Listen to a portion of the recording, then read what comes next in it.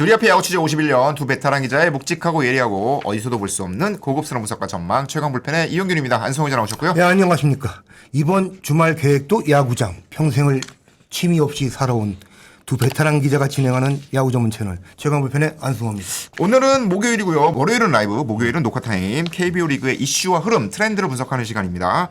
지금 이제 흐름이 조금씩 바뀌고 있어요. 시즌이 시작하고 나서. 그래서 승차를 살펴보면 위아래로 좀 벌어져 있던 게 조금 좁혀지는 분위기, 중심을 향하는 느낌이 나오고 있고요. 선두와 하단의 승차가 4경기밖에 나지 않습니다. 완전 뭐 누군가는 뚝 떨어지지도 않고 누군가는 확 치고 올라가지도 않아요. 선두부터 6위까지의 승차는 1.5경기밖에 나지 않습니다. 초반부터 순위 싸움이 치열하게 벌어지고 있어요. 제가 초반을 보니까 구도가 기존 상강, 상강이라면은 전문가들이 그 시즌 전에 강으로 분류했던 세 팀 있잖아요. LG, 삼성, 하나. 그래서 저는 디펜딩 상강이라고 부르고 싶어요. 일단은. 그리고 신흥 삼강. 신흥 삼강. 그 디펜딩의 반대말을 제가 조금 찾기 애매한데 챌린징 상강 하면 어떨까요? 좋습니다. 챌린징 상강. 영어라면 또 이용균 기자한테 검수 받아야 될 것 같아서. 챌린징 상강에서 시즌 초반 정말 바람을 일으키고 있는 KT, SSG, NC까지 이 세 팀들이 시즌 초반 힘겨루기를 하고 있는 것 같아요. 그러니까 시즌 뭐 개막 이후 첫 출발은 그 챌린징 상강이 굉장히 좋았죠. 디펜딩 상강 LG, 삼성, 하나가 조금씩 전열을 재정비하면서 올라오는 흐름. 뭔가 3대 3으로 패싸움을 하는 그런 느낌입니다. 패싸움 참 오랜만에 들어봅니다. 조금 조속한가요? 저는 한 번도 해본 적이 없습니다. 사실 이제 SSG, KT, NC는 비교적 신생팀에 가깝잖아요. 기존에 오랫동안 이어져 온 팀 말고 이제 키움까지 포함해서 요 네 팀은 신생팀에 가깝다 보니까 각 팀별 인기는 굉장히 뛰어난데 전국구적인 인기가 조금 떨어지다 보니까 온라인에서는 흥참동이라는 표현을 쓰기도 하는데 어쨌건 이들 팀이 강팀으로 올라오면서 전체적인 프로야구의 어떤 팬 확보를 늘리는 건 되게 중요하고 이런 경쟁들이 이루어져야 상하 밸런스, 리그 전체의 균형 이런 것도 맞아 보일 것 같습니다. 맞습니다. 자, 어쨌든 가장 강력한 우승 후보였던 LG가 초반에 기대에 못 미치는 경기력으로 팬들이 많이 아쉬움을 보였는데 생각보다 빠르게 지금 전열을 정비하는 것 같아요. 그렇습니다. 제가 LG 감독실을 찾았다가 LG 트윈스 매뉴얼북이라는 걸 본 적이 있어요. 매뉴얼북. LA 다저스의 다저웨이라는 게 있잖아요. 그렇죠. 그러니까 영경혁 감독이 히어로즈 감독 시절부터 뭐 축적된 경험을 좀 녹여놨더라고요. 그러니까 팀 운영에 대한 모든 것. 그래서 뭐 선수와 소통법 그리고 거기에 뭐 그 상황별 수비 포메이션 그리고 파트별 훈련법들이 그냥 다 녹아 있는데요. 제가 한번 슬쩍 펴본 적이 있어요. 그랬더니 그 안에 눈에 띄는 게 정규 시즌 운영법이라는 게 있는데 포스트 시즌이 아니라 이제 장기 레이스니까 정규 시즌을 어떻게 운영하느냐 그 페이지를 좀 보게 됐는데요. 정규 시즌은 선수단 전체가 이기는 분위기를 느끼는 게 중요하다.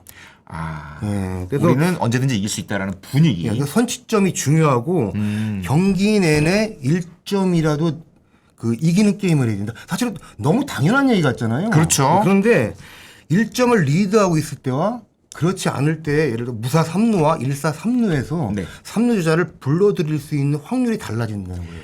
타자들의 심리가 그 경기력을 펼치는 그 무대 배경이 달라진다는 거죠. 팬들도 보기에 그럴 것 같아요. 1점 이기고 있는 상황에서 1사 3루면 큰 부담은 덜 하잖아요. 맞습니다. 가볍게 치면 한 점 더 날 수 있다는 상황인데 여기서 절대로 무조건 뜬공이라도 쳐야 돼 하는 상황이에요. 1점 뒤진 상황에서의 3루는 부담감이 크겠죠. 그 정규 시즌 개막하고 LG가 그 KT의 2연전에서 초반에 대량 실점하면서 사실은 뭐 참담하게 무너졌죠. 맞아요. 그 다음에 조금씩 전열을 재정비하고 좀 상승세를 타는 흐름인데 뭐 선취점 경기가 늘어나고 있어요. 실질적으로 그 선취점을 뽑은 3경기는 전승을 했습니다. 선취점을 뽑았다는 거는 아무래도 이 선발진이 좀 잘 버텨주면서 맞습니다. 공격에서 흐름을 만들어냈다는 얘기잖아요. 앞선 경기에서는 뭐 LG 팬들 잘 아시겠지만 치리노스랑 토로스트가 막 무너지면서 뺏겼으니까. 수요일 NC전도 사실은 역전승을 하긴 했는데 초반에 뭐 그 선발 투수와 또 중간으로 이어지는 릴리프들이 뭐 대량 실점을 하지 않았어요.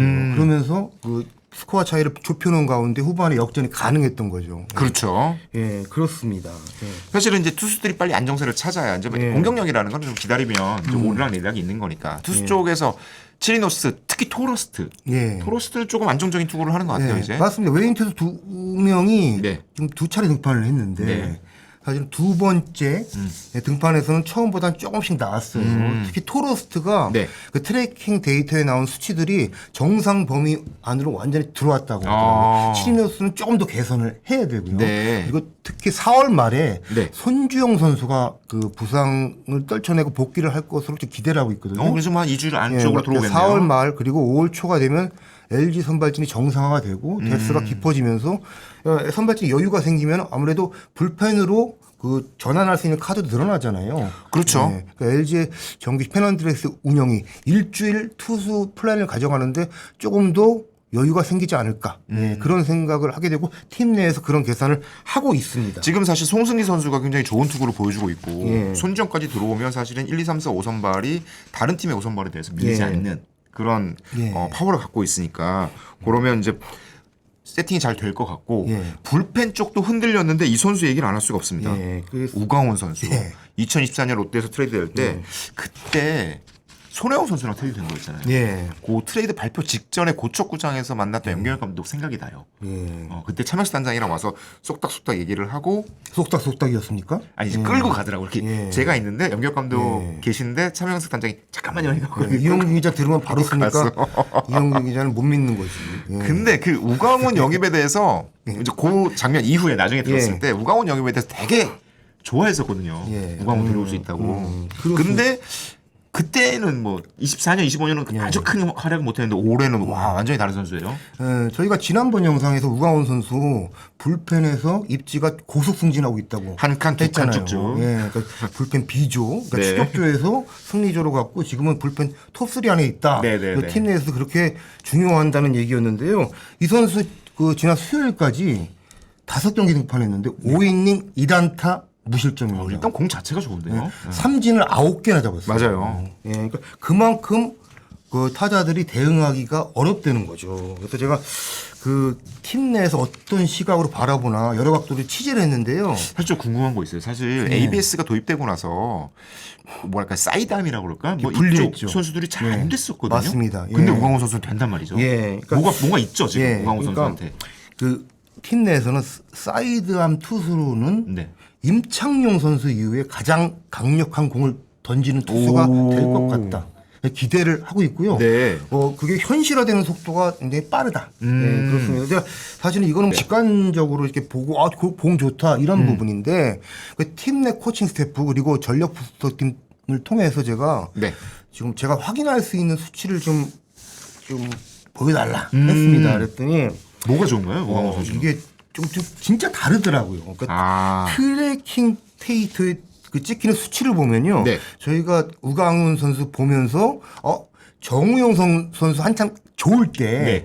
그때 느낌이다 그런 분도 계시고 네네. 임창용 선수를 연상하기도 했잖아요. 그렇죠. 근데 그 수치를 보면은 결론적으로 보면은 한창 좋을 때 정우영 선수보다는 그 볼 끝이 꿈틀대며 살아올라가는 임창용 선수와 흡사하다. 한때 유명했던 뱀직구. 예, 그러니까 정우영 선수는 그 묵직한 투심이 네. 지금 싱커성으로 떨어졌잖아요. 맞아요. 타자 몸쪽으로, 네. 우타자 몸쪽으로. 그런데 그 임창용 선수는 마치 그 오버핸드 3쿼터 던지듯이 그냥 살아올라가는 사실은 궤적을 보였는데 네. 우광훈 선수 궤적이 그렇게 트래킹 데이터에 잡힌대요. 그리고 그것은 사실은 수직 무브먼트가 그만큼 좋다는 건데요. 그렇죠. 거의 위에서 던지는 투수만큼 수치가 뭐 48cm가 나온다고 하고요. 수직 무브먼트가. 예, 그리고 무엇보다 이 선수가 수평 무브먼트가 리그에서 찾아볼 수 없는 수치가 나올 정도로 압도적이래요. 최근 수평 무브먼트가 이제 메이저리그에서도 굉장히 예. 화제고 한국 리그에서도 이 수평 무브먼트를 크게 만들어가는 공들이 예. 효과적으로 보이고 있는데 예. 어느 정도로 움직이게요? 우광훈 선수 기본적으로 패스트볼 평속이 151km예요. 볼끝 살아 올라가는 건 보실 텐데 네. 그 사이드암 투수의 그 패스트볼은 보통 우타자 기준으로 바깥쪽으로 갔다가 오른쪽으로 말려가 들어가듯이 몸쪽을 파고들잖아요. 그렇죠. 되게 이제 암사이드라고 부르는 예. 던지는 팔 쪽으로 움직이죠. 예. 그 폭이 51cm나 나온대요. 우와. 51cm가 어느 정도 대단한 거냐 제가 설명을 드리면은 네. 사이드암 투수들이 뭐 수평 무브먼트가 기본적으로 많지만 네. 우광훈 선수 수치는 그 다른 투수들에 비해 다른 사이드암 비해서 10cm 이상이 더 나오는 거예요. 그 10cm 이상 엄청나게 큰 겁니다. 이게 스위스팟에 맞냐 아니면 그렇지 않은 안쪽으로 몰리냐. 그렇죠. 차이니까요. 그거를 정확하게 컨택하는 것도 어려울 뿐더러 10cm 다른 투수들과의 10cm 차이라는 건 맞습니다. 상당한 타자들에게 부담감을 주죠. 그래서 우광훈 선수가 패스트볼에 그 커브를 또 섞어 던지거든요. 근데 커브가 물론 떨어지기도 하지만 횡으로 움직이는 거, 횡으로 그렇죠. 움직이는 거 이렇게. 그 우타자 바깥쪽으로 돌아나가는 건데 그 폭이 또 38cm래요. 그래서 그러면 양쪽으로 합하면 거의 48cm의 움직임을 합하면은 여기 산수가 좀 안 되네요 오늘. 거의 1m 가까운 90cm 정도가 나오는 거죠. 51에 이쪽 51에 있죠. 38이니까. 네네네. 근데 그거는 이제 원래 빼기를 하네 더하기를 안 하고. 트래킹 데이터에서 따질 때 이제 실제로 51cm가 움직인다는 거 아니고 51cm가 이만큼씩 움직이는 건 아니잖아요. 그러니까 원래 던지는 일반적으로 그 궤적으로 시작했을 때 갔던 공에 비해서 이 정도로 움직인다라는 뜻이니까. 하여튼 뭐 심리죠. 시각적으로. 그렇죠. 타자들이 판단하기엔 하는 순간에 1m 정도의 좌우 횡단을 그 피칭을 하고 있다. 그렇죠. 극단과 극단을 찍으면 해석을 할 수가 있을 것 같아요. 그런데 이게 무서운 게 우광훈 선수가 그 팔스윙 같은 릴리스 포인트에서 나온다는 거예요. 같은 팔스윙 각도와 팔스윙 속도에서. 그러면 타자가 더 구별하기 어려울 텐데. 지난해까지는 우광훈 선수의 팔스윙이 전혀 그렇지가 않았대요. 그걸 잡은 거군요. 그래서 바이오 메카닉 그 장비들이 있잖아요. 그렇죠. 몸에 붙여놓고 이제 던지면서 팔 뭐 궤적이 어떻게 나오고 측정도 뭐 하고 하는 건데 지난해까지 그 여러 각도로 그 측정을 했을 때 우광훈 선수가 그 커브를 던질 때와 패스트볼 던질 때 팔스윙 뭐 각도는 물론 속도까지 차이가 있다 보니까 타자들이 인지를 하죠. 그리고 릴리스 포인트가 왔다 갔다 하다 보니까 제구 자체가 불안정할 수밖에 없잖아요. 그렇죠. 그런데 그거를 수치를 인지하고 뭐 코칭 스태프가 그거를 교정하려고 여러 가지 노력을 했겠지만 무엇보다 선수 본인이 그 팔 각도, 팔 속도를 일정하게 가져가려고 엄청나게 노력을 했대요. 그건 되게 중요한 요소. 노력하는 모습을 보고 우광훈 선수가 성장을 빨리 하면서 롱런할 수 있겠다 이런 판단을 내부에서 여러 그 코칭 스태프들이 하더라고요. 그 일정한 일관성을 이제 체력이 떨어지지 않는 가운데 그걸 얼마나 유지하느냐. 이게 되게 중요한 요소가 되겠네요. 올해 그 제구가 상당히 좋아지면서 우광훈 선수 구위가 지금 뭐 배가 되고 있잖아요. 위력이요. 그렇죠. 그런 거는 그 기본적으로 바이오 메카닉 통해서 본인을 확인하고 그거를 수정한 결과로 보면 될 것 같거든요. 확실히 올 시즌 트렌드 중에 하나가 이제 뭐 노력도 해야 되고 반복 훈련도 많이 해야 되긴 하는데 여기에 공부와 연구가 더해지면 이게 더 큰 무기가 되는 거예요. 맞습니다. 각 구단에 저희가 뭐 선수 얘기도 하고 뭐 지금 감독의 리더십도 들여다보지만 올해는 또 유독 새로운 장비에 대한 이슈가 있습니다. 물밑에 있는데 있습니다. 뭐 삼성하고 NC는 또 새로운 장비에 엄청난 투자를 했다. 삼성과 NC가 투자를 했습니다. 사실은 이거는 지난해 롯데가 먼저 구입을 했어요. 이게 아주 비싼 장비고 트라젝트 아크라고 부르는 건데 이게 최근 몇 년 사이에 이제 메이저리그에서 엄청난 화제가 된 이를테면 우리 이제 동전 넣고 야구 치는 거 있잖아요.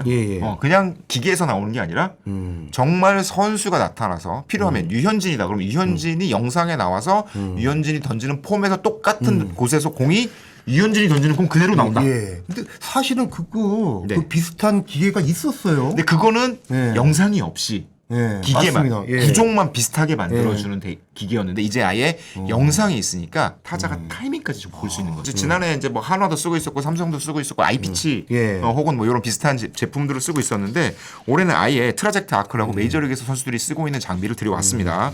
아마 그 유튜브 같은 데서 영상 보시면 이제 이 기계가 어떻게 움직이는지 보실 수 있을 텐데 투수 영상과 구종 데이터를 합해서 실제로 그 선수가 던지는 타이밍 영상과 함께 손을 딱 던지면 여기 공이 퐁 나오거든요.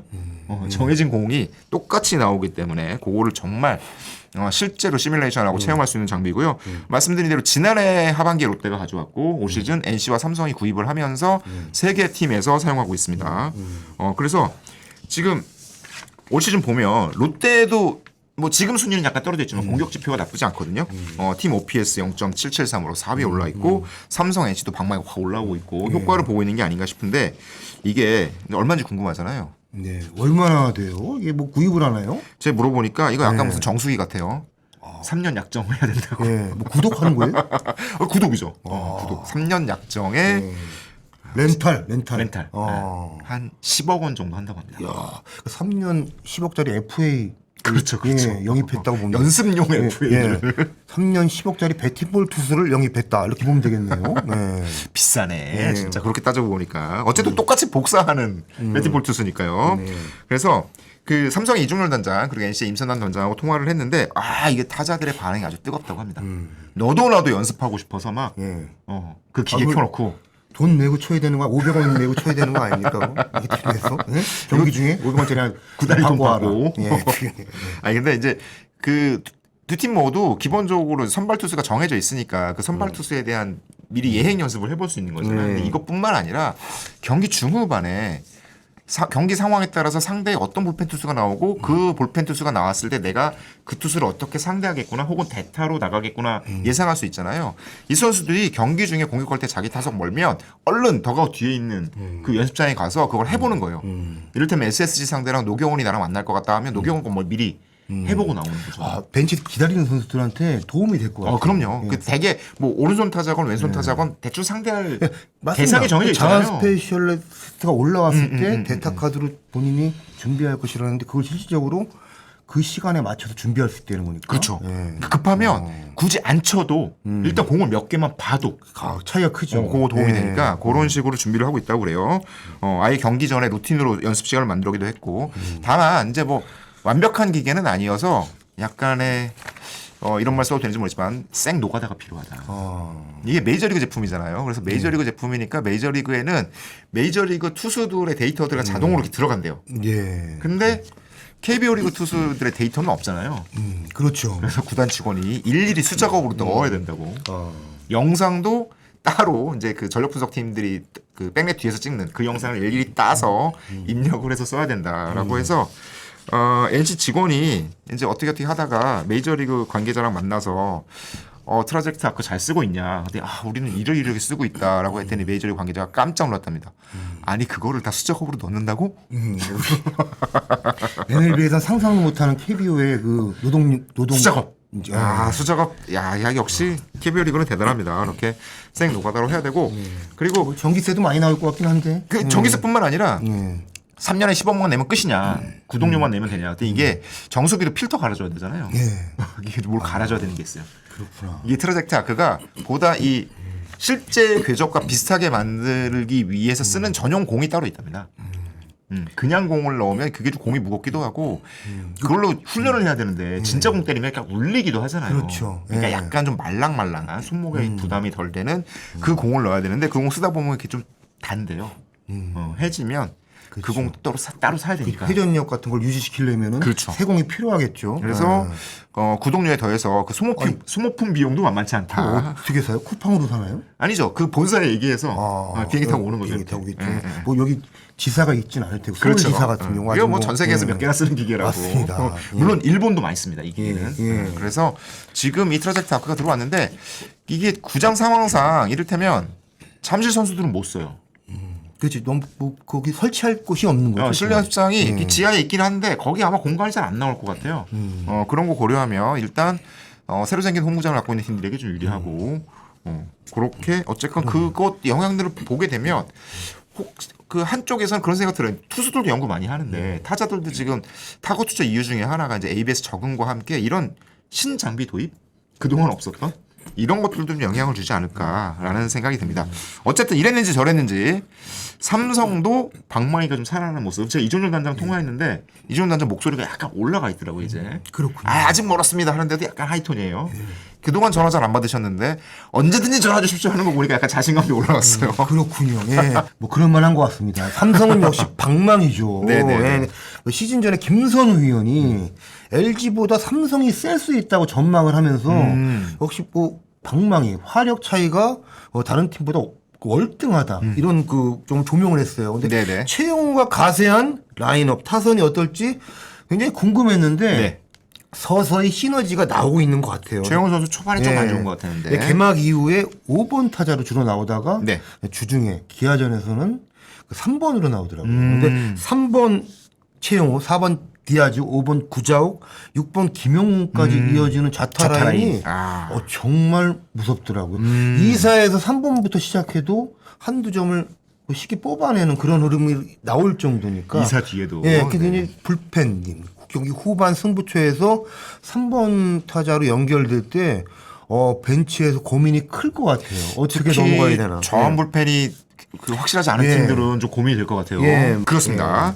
최영우 선수 초반에 주춤하는 것 같더니 벌써 홈런 4개 때리면서 지금 홈런 부분 공동 선두에 올라와 있어요. 삼성의 방망이가 살아나고 있고 하나도 다시 조금 지난주에 흔들렸다가 이번 주에 이제 SSG 2경기 잡고 올라오는 모습인데 역시 그 시즌 전에 가장 큰 고민 중에 하나가 김범수, 한승혁 선수 또한 불펜이었잖아요. 조금씩 이제 길을 만들어가는 것 같습니다. 지난주에는 사실 따지고 보면 화요일에 선발 투수가 일찍 무너지면서 일주일 내내 불펜 때문에 힘들었는데 지금은 좀 괜찮죠? 예, 그러니까 화요일, 수요일 문학 2연전, SS전을 다 잡았잖아. 2연승을 했는데 원래는 난타전 될 줄 알았는데 생각보다 점수가 덜 났어요. 하나 벤치 그리고 선수들은 아마 20승을 한 기분일 것 같아요. 그러니까 화요일 경기를 결국에 6대1로 이겼는데요. 3회부터 8회까지 2점 차 리드였어요. 그러니까 6회까지 유현진 선수가 던지고 그 다음에 7, 8, 9를 박상원, 정우주, 김서현 선수가 1이닝씩을 무안타 무실점으로 막았는데 너무너무 이상적인 경기를 한 거죠. 요렇게 해야 되는데 원래 이게 그리던 그림인데. 그리고 수요일 경기에서도 사실은 4대 0으로 초반에 리드를 하면서 뭐 강백호 선수 그 3런 나왔고요. 등등해서 좀 쉽게 풀리나 했는데 경기 후반 쫓기면서 4대 3까지 몰리고 9회 2사 말루까지 몰렸는데 김서현 선수가 톱 세이브를 해냅니다. 근데 김서현 선수가 세이브를 성공한 다음에 정말 포효를 하더라고요. 그러니까 아마 반년 동안 가슴속에 품었던 그 쓴맛 있죠. 있죠. 그거를 있죠. 토해내는 느낌인데 저는 그냥 공감이 되더라고요. 그러니까 하나 팬들도 잘 아시고 하나 벤치나 선수들도 뭐 밖으로 얘기는 안 했지만 지난 시즌 정규 시즌 143번째 경기 문학 SSG전이 얼마나 아쉬웠겠어요. 맞아요. 그러니까 리드를 하고 있다 9회 홈런 2개를 내주면서 역전패를 했고 그 경기를 놓치면서 코너로 몰았던 LG와 타이브레이크를 할 기회를 놓치잖아요. 그렇죠. 그런데 그때 잔상이 아무래도 남아 있었을 텐데 그거는 정말 이렇게 뒤돌아보면 여기 생각날 거예요. 오른쪽 담장이 깨끗이 잔상을 실현했을 것 같아요. 그러니까 치고받고 하다 이길 수는 있지만 뭔가 리드를 하다가 그 승리조가 나와서 지키고 또 마무리가 세이브하고 그 김서현이 해냈다는 거, 김서현이 해냈다는 게 굉장히 큰 울림이 있었을 것 같아요. 게다가 그 전주에도 김서현 선수 조금 흔들린 장면도 있었으니까 굉장히 의미 있는 세이브였던 것 같고 김경훈 감독이 사실은 믿음의 야구, 뚝심 야구라고 불리고 있는데 어제 경기 김서현 선수 끝까지 이제 가는데 만약에 그 경기가 결과가 안 좋았으면 굉장히 데미지가 됐을 텐데 어쨌건 굉장히 긍정적인 요소로 풀렸고 김서현 선수가 전날 결과가 좋아서인지 맞아요.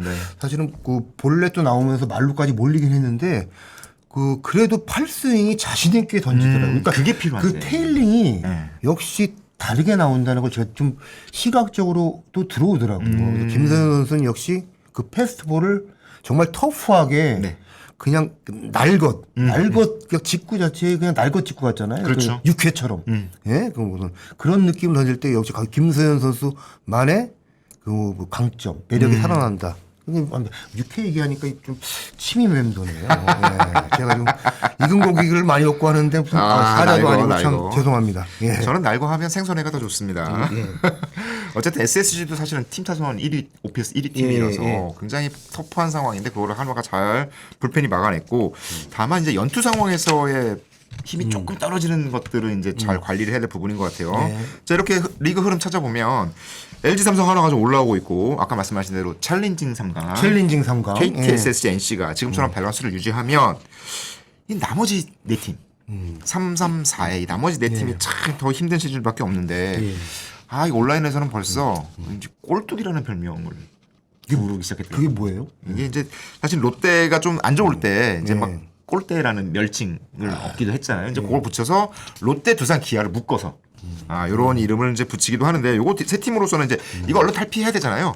그러면 빨리 분위기 추스려서 올라가야 되는데 일단 이 세 팀 롯데, 두산, 기아가 8일 수요일 경기에서 모두 다 이겼어요. 그리고 반등의 기회가 될 수 있을 것 같고. 그렇습니다. 롯데가 어쨌든 말씀하셨듯이 연패 탈출했어요. 7연패를 끊어냈고 기아도 개막 2연전 그 악몽에서는 서서히 벗어나는 것 같아요. 그런데 두 팀 모두 조금 더 올라가려면은 계기가 필요한 상황인 것 같습니다.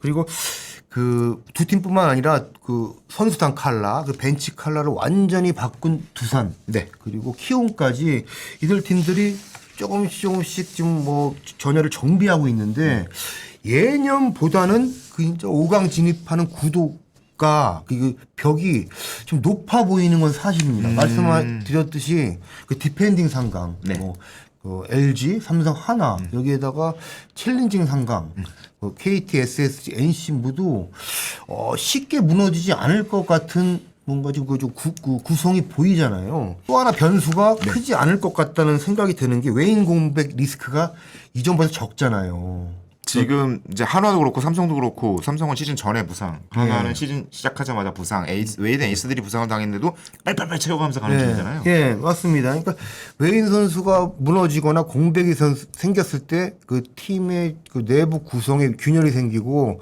뭐 내리막을 타는 경우가 있는데 뭐 아시아 쿼터부터 해서 금방 바로바로 대체할 수 있는 구단의 운영법들이 지금 녹아들고 있어요. 반대로 보면은 그 뭐 롯데, 기아 그리고 뭐 두산, 키움 입장에서도 그 뭔가 전력에 무너지지 않고 그 회복할 수 있는 보강할 수 있는 방법이 드러난 거잖아요. 어떤 면으로 보면은 희망적인 부분도 있다. 그래도 조금 더 흐름을 봐야 될 것 같습니다. 현장에서도 대체 외인 제도에 대해서는 굉장히 긍정적인 평가가 많이 예. 나오더라고요. 예. 그 공백을 어쨌건 좀 줄일 수 있으니까. 그 주중에 빛났던 선수 한 명 얘기를 좀 해봐야겠는데 롯데 김진욱 선수 대단하더라고요. 예. 사실 이제 김진욱 선수의 기대감은 롯데 팬들이야 뭐 당연히 있을 테고 김진욱 선수가 지명 순위가 약간 밀리다 보니까 그 뭐랄까 연봉 협상, 계약금 협상 때도 조금 이제 잡음이 있었거든요. 그런데 그때 김진욱 선수가 인스타그램에 올렸던 거 아직도 이제 팬들이 기억하고 계실 텐데 내가 싸워야 할 곳은 협상장이 아니라 롯데의 마운드다.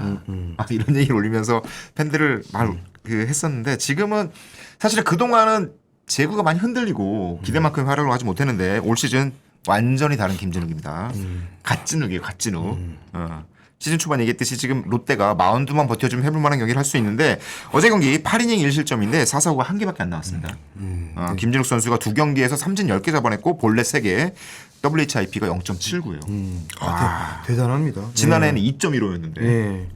그 제구가 잡힌 게 굉장히 무섭고 제구가 잡히다 보니까 볼끝에 힘이 생기는 거죠. 자신 있게 본인의 팔스윙을 100% 하고 있으니까요. 일단 가장 크게 달라진 건 구속이 늘었어요. 예. 전체적인 구속이 시속 3km 정도 늘렸는데 포심 평속이 올 시즌 뭐 2경기긴 하지만 146.8. 이 정도로 올랐고 포심 비중이 55%로 확 올라섰습니다. 이제 포심에 대한 자신감이 있다는 뜻이고 여기에 더해서 완성도 높아진 체인지업 비중이 11.5%로 늘었거든요. 그러니까 김진욱 선수가 포심만으로는 안 되니까 체인지업을 배우기 위해서 굉장히 많은 노력을 했잖아요. 유현진 찾아가고 그 메이저리그 전체 에이스로 갈 수 있는 타릭 스쿠바의 영상을 파고 또 팠다고 합니다. 그러다 보니까 김진욱 선수의 자신감이 많이 올라왔는데 그렇게 해석을 해봐요. 그러니까 제구가 좋아진다는 게 뭔가라는 걸 따져보면 일종의 이제 많이 던져서 감을 찾는 것도 중요한데 내가 확실한 무기를 가지고 있다는 자신감이 생기면 그게 구속 증가든 아니면 체인지업의 완성도든 이런 게 생기면 굳이 타자와의 승부에서 도망가지 않고 과감하게 던질 수 있는 근거가 되잖아요. 포심과 체인지업을 가운데 보고도 던질 수 있으면 그것들이 자신감으로 연결되고 그게 볼넷을 줄이는 효과가 되지 않을까. 지난해 9인원 볼넷이 김진욱 선수가 5.33개였는데 올 시즌 2.13개로 급감했습니다.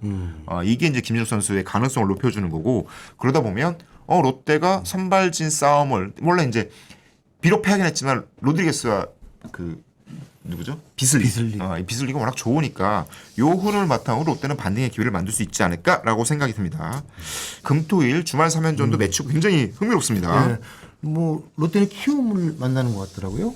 키움. 네, 근데 안호진 선수가 등판하는 게 어떨지 좀 굉장히 궁금하고. 네네. 야구의 전체 프로야구 전체 관계자들의 그 제일 관심사일 것 같아요. 일단 연습에서도 157을 휙 던졌다는 얘기 들리니까요. 그리고 저희가 이번 영상에서 기본 줄기로 디펜딩 상강하고 챌린징 상강의 지금 힘의 대결이 지금 시작됐다고 말씀을 드렸는데 재미있는 카드가 많아요. 그래서 주말에 잠실에서 LG와 SSG가 맞붙어요.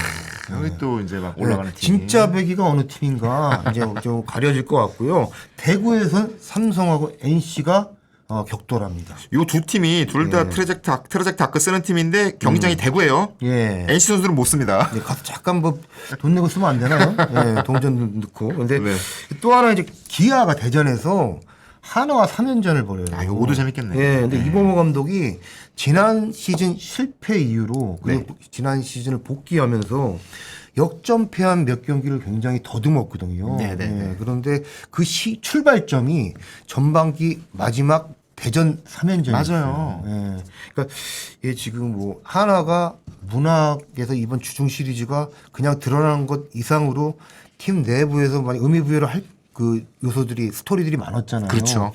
기아도 이번에 대전 원정 하나를 만나는 그런 느낌하고 뭔가 코칭 스태프의 마음가짐, 선수들의 마음가짐이 조금 다른 시리즈가 될 것 같습니다. 예. 자, 사연 있는 주말 3연전. 자, 팬들의 마음은 점점 더 두근두근 거리고 점점 더 주목해야 될 선수들이 많아지고 있는 것 같아요. 본격적으로 KBO 리그가 시작됐고 순위 사운드 치열하게 벌어지고 있습니다. 잠못 드는 야구 팬들의 마음 저희가 깊이 있게 분석해서 매일 방송 때마다 재미있게 전해드리도록 하겠습니다. 감사합니다. 예, 감사합니다.